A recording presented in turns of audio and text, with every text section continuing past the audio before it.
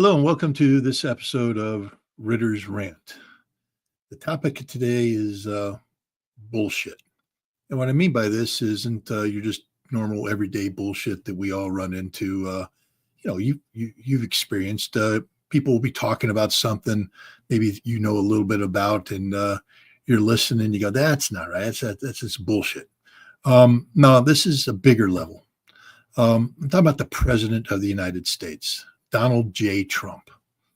Recently, the president has released recordings of him speaking during fundraising efforts in the lead up to the 2024 election.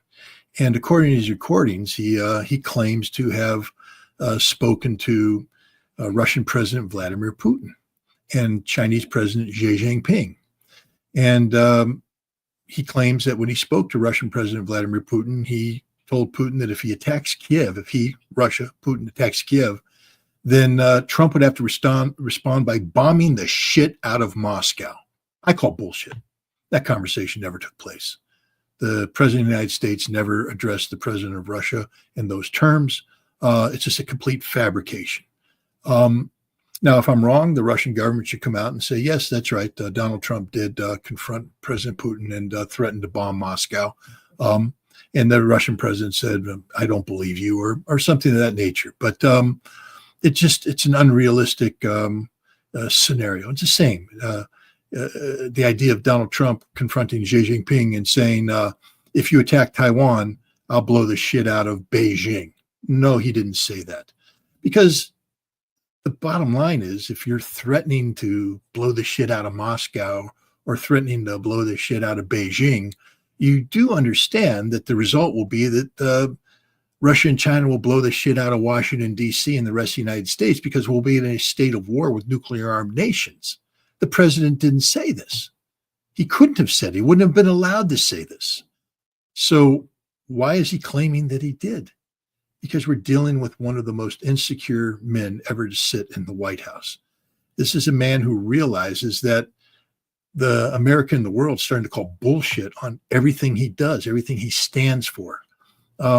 Nothing he promised is coming to fruition except maybe the mass migration of illegal immigrants. And even there we have caveats because apparently if you're a farm worker or a hotel worker or you work in critical industries, you're not going to be deported. So this is just a big show that the president's putting on to impress people, to make it look like he's tough, to militarize American law enforcement.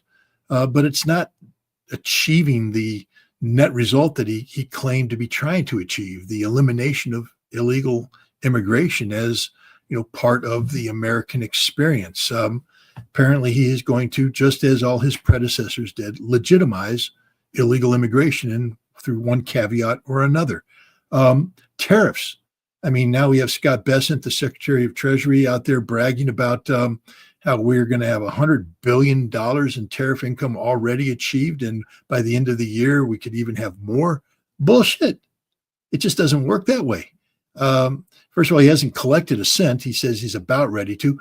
The tariffs that he put on or threatened to put on in April haven't been manifested. He put a 90-day moratorium on that. Those are going to be extended into August. So what tariff money is he collecting? And how does he quantify this? And does it really have the impact on the American economy that he claims? The vast majority of the income of the United States Treasury comes in the form of individual, tax assessments.